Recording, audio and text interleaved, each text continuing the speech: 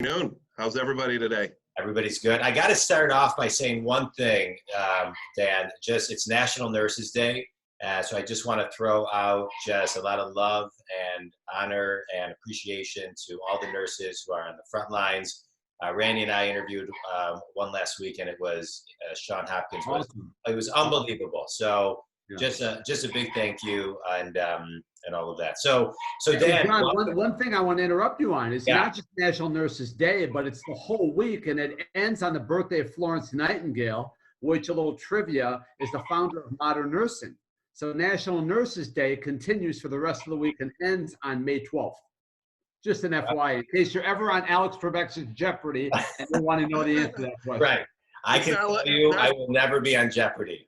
Never. I answered 6 questions on Jeopardy a couple months ago, and my Joanna and Ario thought that what's going on in the world. I mean, if I can never answer a question. Yeah. And leave it to the attorney to make sure we're all factually correct here today. Doing my part. Well, Dan, welcome. We appreciate you taking time. It's been a lot of fun talking to different people on a consistent basis. And I know you're entrenched in the CPA world and money. And so I think something that's really relevant to people right now, which I'd love to kind of kick off your thoughts on, are how should, there's all these studies that the average American doesn't have $500 in their checking account and they live paycheck to paycheck. So in an environment where we are budgeting, how should people be budgeting during this crisis, as especially when they are living paycheck to paycheck now and maybe for the next 6 months? Great question, John. Thanks for having me, by the way. Randy said lots of good things about this. This is challenging, boy. It's really caused everybody to take a whole new look at their fixed costs, their overhead structure, both for their personal households and their businesses. A lot of my practice revolves around privately held business owners. Sure. So, you know how that goes when things are going well, and up until the COVID crisis, the economy was going very well, and most of our clients here at the firm were doing very well. But boy, did we hit a wall with this, and it has really caused everybody to act quickly, to the sudden stop, in essence, of the economy. And it goes the same for everybody's individual homestead, right? If you're laid off, if you're living a paycheck to paycheck with minimal savings, this creates real hardships. So the biggest thing that I've been telling my clients is to slow down. Really take it slow. In times of crisis, when things are going fast, people tend to make some bad decisions often without thinking through. So really slow down, don't get erratic, and stay to your plan. The government, through the CARES Act and the PPP loan program, which I'm sure everybody that's watching this has had some exposure to, the government has done their best to get money through to the to employers, to taxpayers, one of which is the PPP loan program is basically a conduit, right?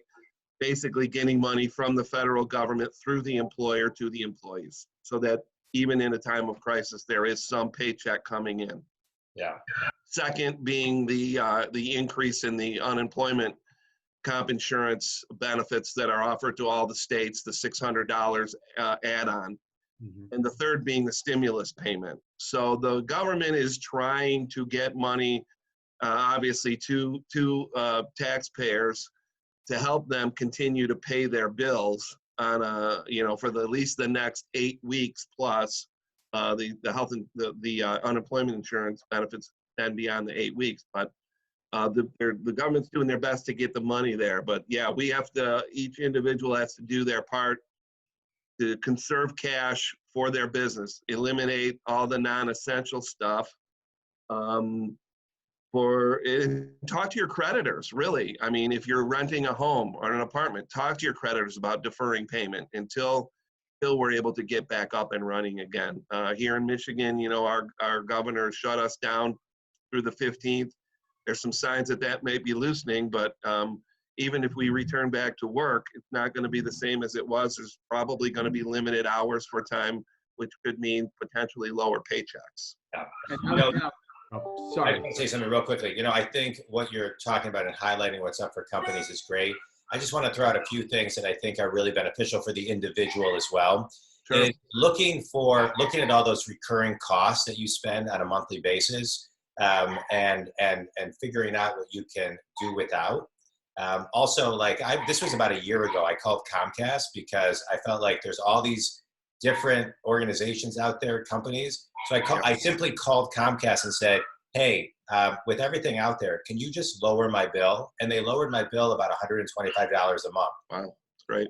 And all I did was ask. So I think, and that was a year ago. I mean, and so I would imagine that right now it's just about looking at all those $50, $60, $70 recurring things that you can actually maybe put a pause on. Right? Yeah, this is the time to dig into the minutia, right? I mean, for those of us who are even a little Excel savvy, put together a simple monthly budget for yourself of your known recurring costs and see where you can pull back a little bit.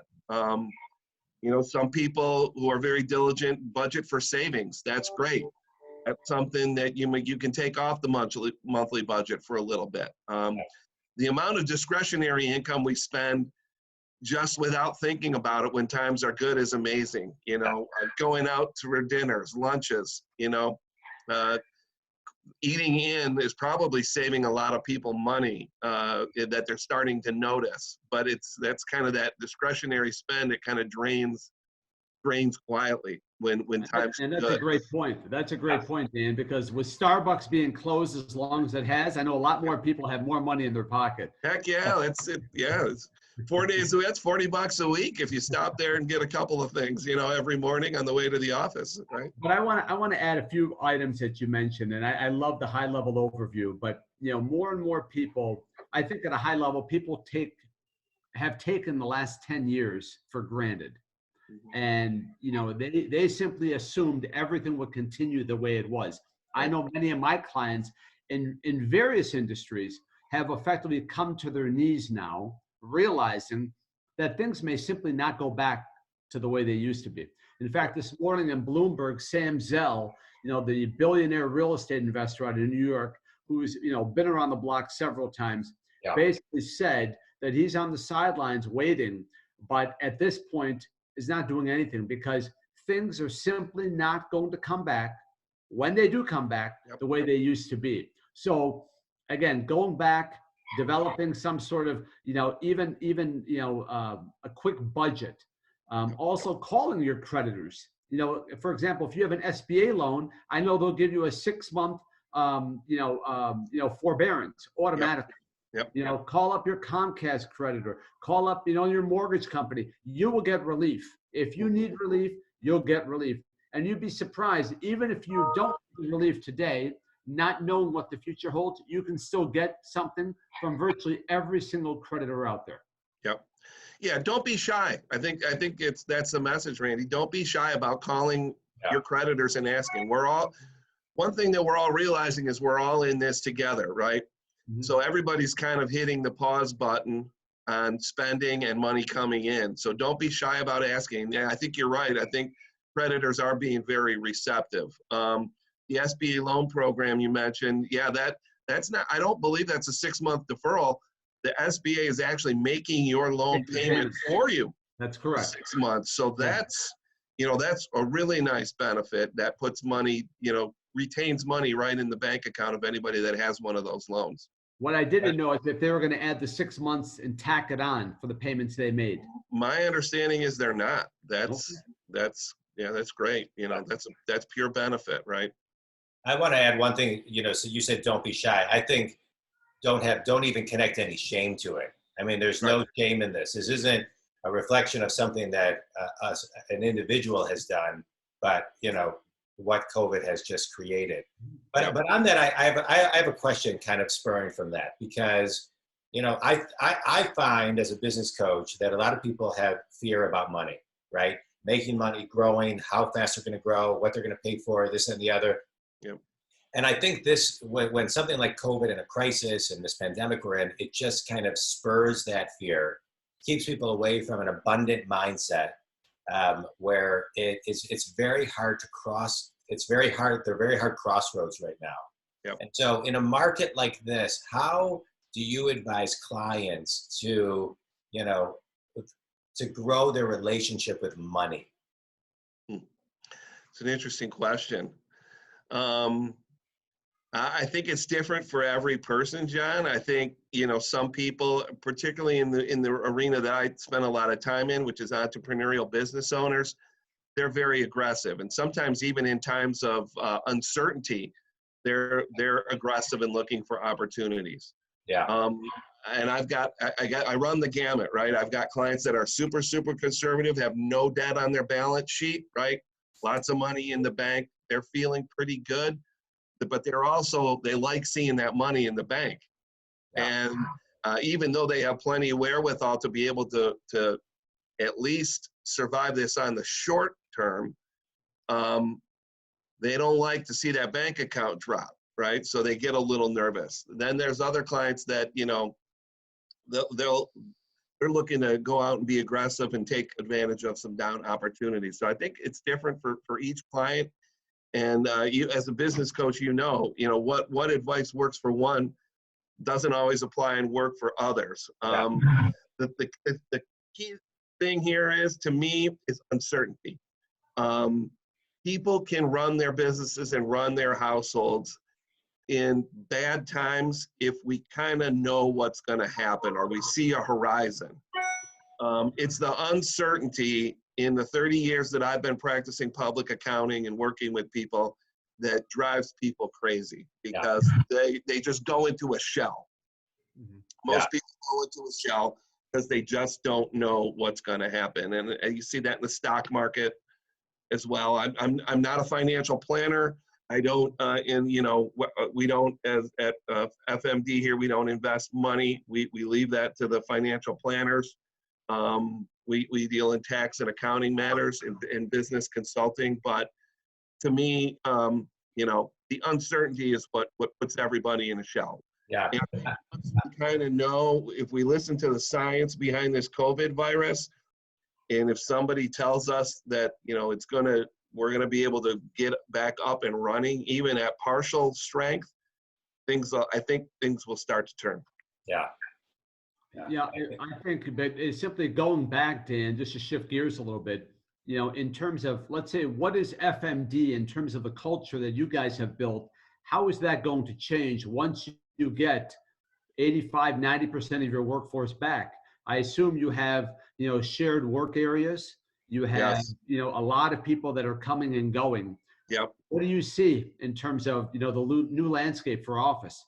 Yeah, it's very topical, Randy. I'm getting daily emails amongst my partners and our office manager, who we've kind of tasked with a come back to the workplace plan. We're an office of 30 individuals, so we've got a relatively small space here in Birmingham. We're not right on top of each other. We have segregated offices, and then we have kind of an open cubicle space for our staff. So we're not planning on doing anything radically yet in terms of expanding or reducing our space. We've kind of found out that all of the costs associated with an office, is it really necessary in this age of technology? And do we really need to have this nice office and all this stuff? And we found out that we really kind of do. We like the togetherness. We like the interaction of our staff. We're doing the Zoom meetings a couple times a week, and we have a couple Zoom calls. So we see each other, but it's not the same as being in the office together and communicating.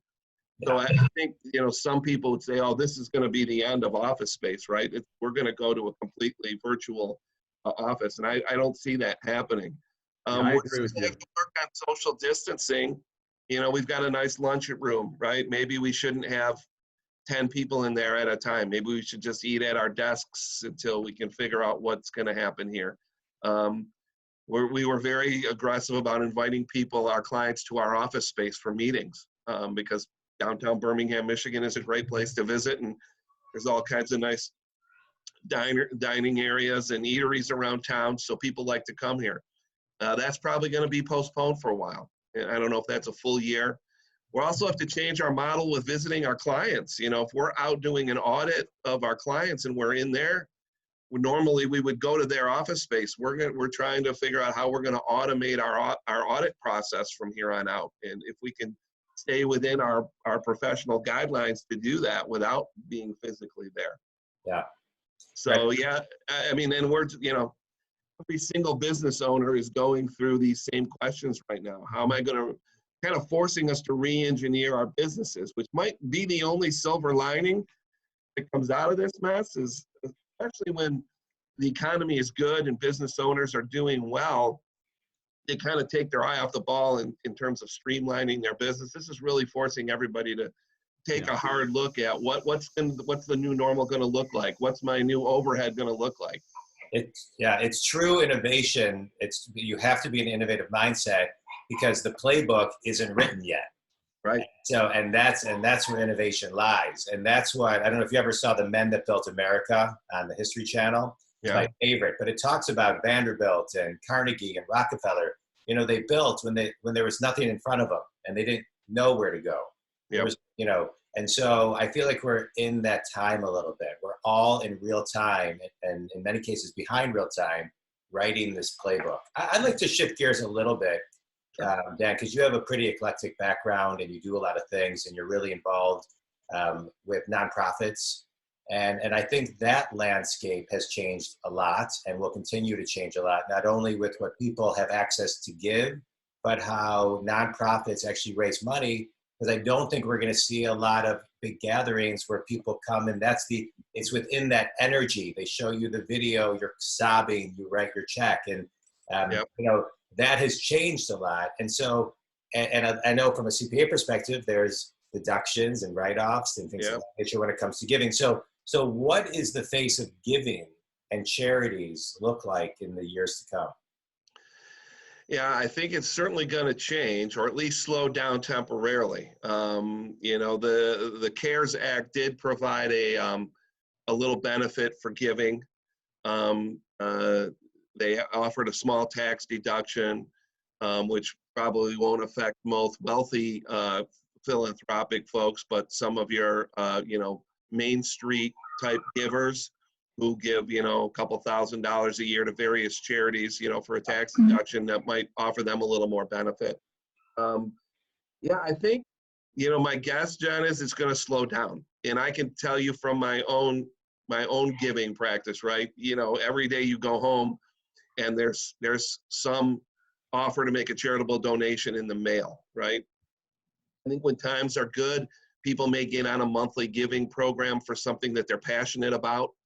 I think a lot of people might be like me and might wait till the end of the year to give, you know, so we can get our tax deduction in and just see where our cash reserves are and investment reserves are at the end of the year. Those people that are wealthy and that are very passionate about particular charities, I think are still going to give, you know, and big institutional investors, you know, philanthropic organizations will still give. But yeah, there's no doubt that that's going to be curtailed a bit, I would think. Most of these large charities have pretty good cash reserves and endowments. So, you know, hopefully they're not hurt too bad in the short term, but I think in the long term, yeah, the big auction nights and the big gala events are you know, just not going to be there, or will be some sort of virtual online auction, you know, online auction or something like that. You know, we're all just going to have to go virtual. The technology like this that we're using here today is really going to be integral in the future. Yeah, I agree. Yeah. Randy, any thoughts? Yeah, it's you know, along those lines, it's going to be, you're getting, like you said, a lot of mailers coming in with, you know, people asking you to pledge, and your heart goes out to the charities, but you realize that we are, as we said, we're all in this together, and with the uncertainty out there on the landscape, and the story continues to change every day. I mean, you have the federal government saying one thing, then you have each state doing another thing. You cannot plan You simply can't plan. So right now the focus is on me, and not necessarily others. Yeah. But there are still some of us that are simply saying, still giving, Yep. because that when you give, it leads to significant bounty in return. Yeah. And maybe that's the mindset that perhaps we got to go out on a little bit of faith and decide that, hey, we're going to give, maybe not as much, but let's see where this goes. And because at the end of the day, I think it's going to be better for everybody involved. Yeah. Yep. But again, it's easier for some of us to say that, whereas for others, they simply can't. They can't do it. There's more hunkering down. Right. And then there are those that simply are fearful, even though they may have a significant amount of money in the bank, because they don't know what their business is going to need. So again, the stories are endless. But I think even on that topic, I think it's also, giving. I think a lot of times people think giving in just like big chunks of money.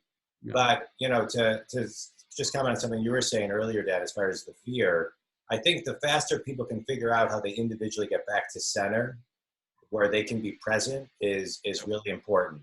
And if that means kind of nurturing, kind of giving a $1 or $5 a month to an organization so you can balance kind of the gratitude of where you are, I don't think the dollar amount matters. And I think that's where charities are going to have to start looking differently to not just the big donors or you get these things. You want to sit at the table, $500, $1,000. It's like you can't even go to a charity event without spending. But I think it's going to have to start to say $5, $10, $3, right? And so they have to, I think, this is my 2 cents, they have to start retraining themselves how to ask in a different way.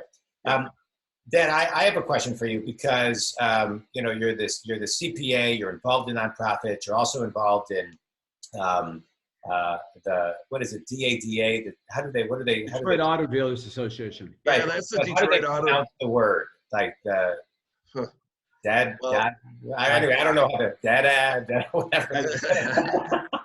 Well, I have a lot of auto dealers. I've made an industry specialization in my career over 30 years of working with a lot of auto dealers, and the Detroit Auto Dealers is the core here in the Southeast Michigan auto dealers.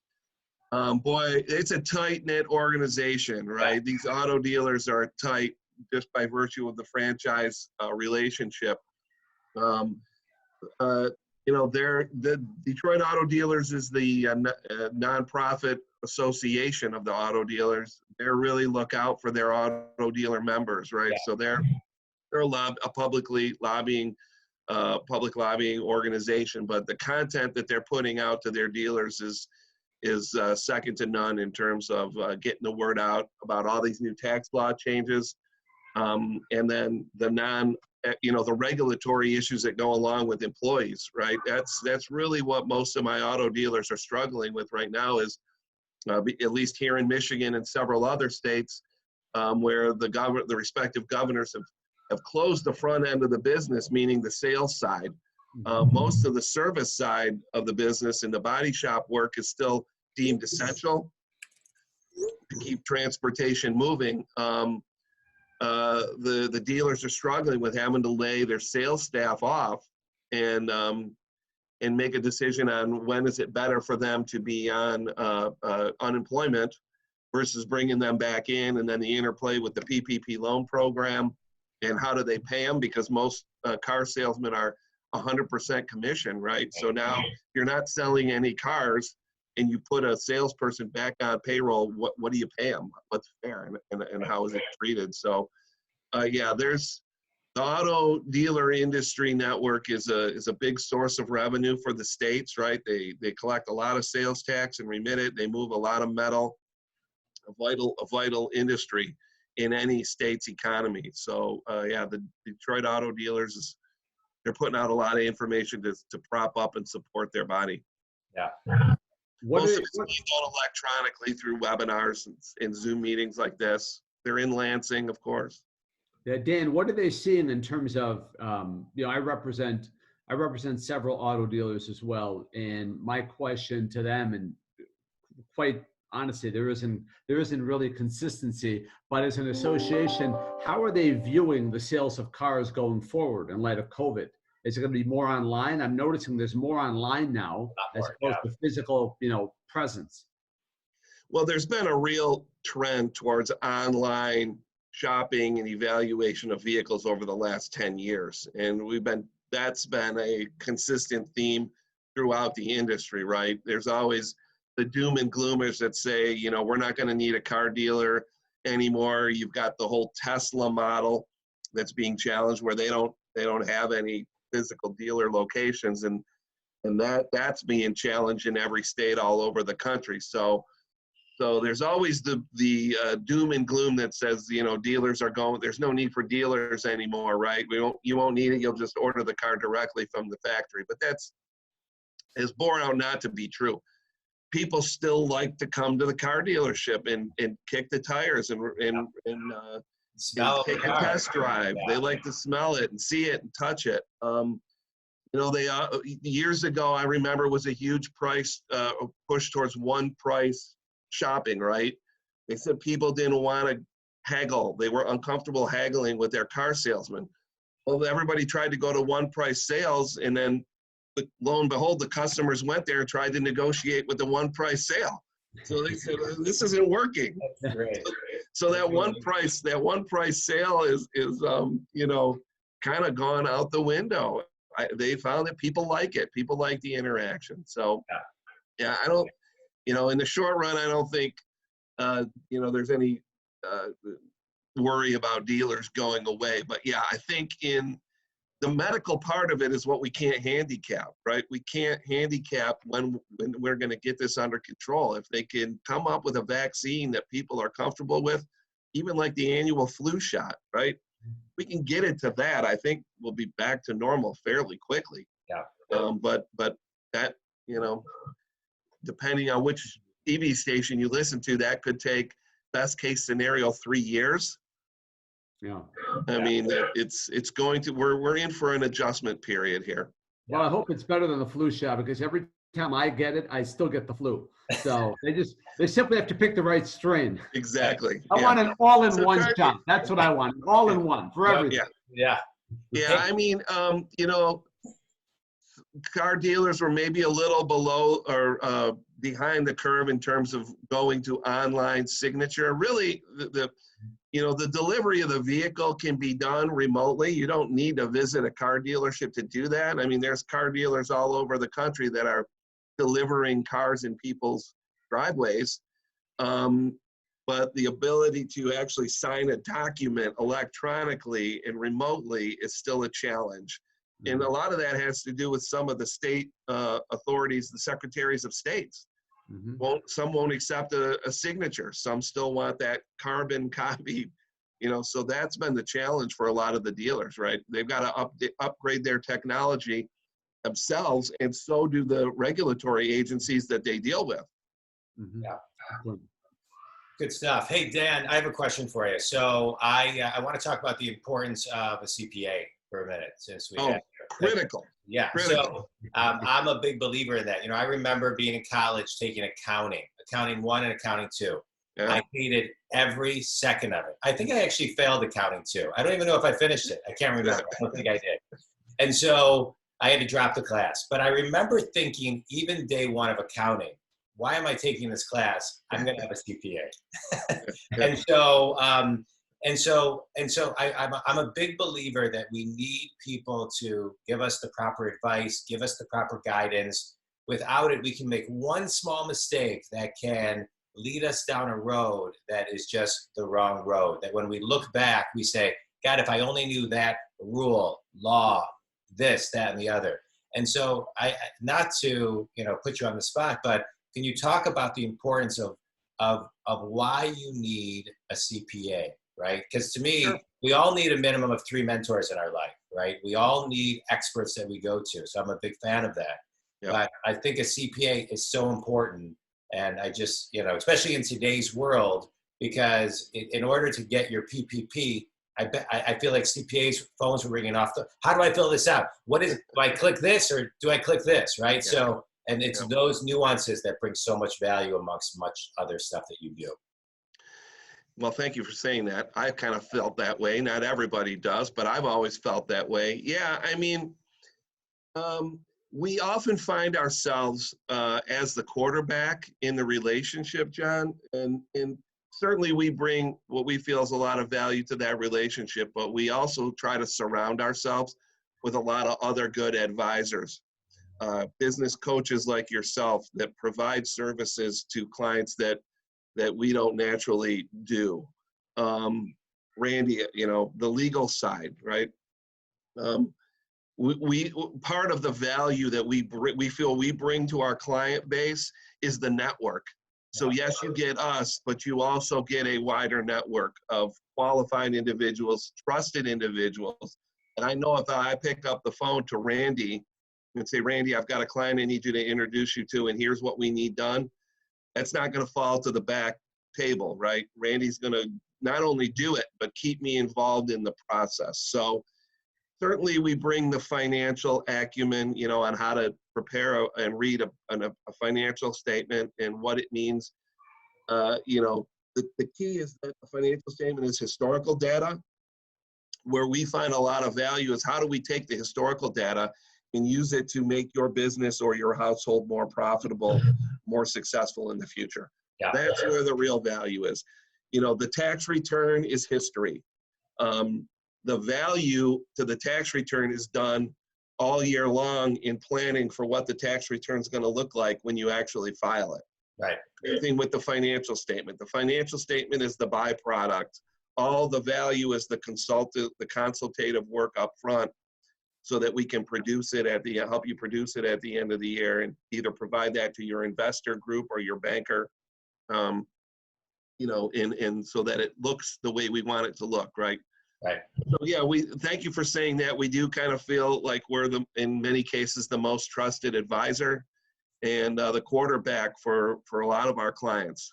We know a little bit about a lot, but you know, I get calls about, well, what about the legal question here? You got to call Randy on that. You've got to call a labor attorney on that, or that's a mergers and acquisition, you know, transaction type document. So we draw on a lot of other talent, surround ourselves with it. Yeah. But I tell a lot of my clients, I'm not going to more than likely help you generate a lot of new sales, but I'm sure as heck going to help you retain as much as you can. Yeah. Brought in, and that's not only save taxes because that's a huge part of it, but it's also about structuring your business properly to get the most the highest rate of return for the investor group. Yeah, and this goes back to the earlier item where we talked about budgeting. You know, there's an old saying that it's not what you make, it's what you save and invest. That's right. Yep. So again, you know, no different here. Yep. Yeah. No, well said. Well said. All right, Dan, my last question, and then I'll let Randy close it. Is right. What are you doing for fun during COVID? Oh boy. You know what? Honestly, I haven't felt like I've had a lot of fun in the last 6 to 8 weeks. Right. I'm fun. We're doing some Zoom meetings with some friends. We're doing happy hours, right? Okay. We're doing a lot of games with the family. I've got 2 young children, a 7-year-old and a 4-year-old. So we're doing puzzles and games in the house. Right. We're doing some yard work, which doesn't sound like fun, but seems to be therapeutic these days. Yeah. Walks around the neighborhood, you know, anything to get out of the house. Right. The simple things. Yeah, right. But I like to golf. We're not getting to do any of that. Normally this time of year, tax season is done and I've already burnt out. But we're pushing on through, you know, now that we've been extended till July 15th. Good for you. Good. All right. Good for you. Well, I appreciate your time today and of course your wisdom. Randy, take it home. Yeah, Dan, you know, you've always been a valuable resource to me, my clients, a good friend, and someone that I trust implicitly. You know, you made a statement earlier that, you know, you think you're one of the trusted, you know, advisors in the relationship. I'm here to correct you and tell you, you are the trusted advisor in the relationship. You know, studies show that the accountant is in fact the trusted, you know, advisor. Second, the estate planning attorney. So, that's right. You know, that's right. You know, I'm sure the business coach is somewhere in between. So, thank you, Dan, for being here. We look forward to doing this again with you. And That'd be great. perhaps next time we could talk about the PPP audit and all the other things that, that the government's going to be, looking at. But, I know the government's doing as much as they can, and each of us are doing as much as we can as well for our clients and those listening. We sure are. Thank you guys for having me. I'm happy to participate at any time. There is no lack of things to talk about in my world right now. All right, good. We will take you up on that, Dan. Thank you. All right, guys. Thank you. Take it easy. Have a great afternoon. Thank you. Bye now. Thank you. Bye-bye. Bye. That was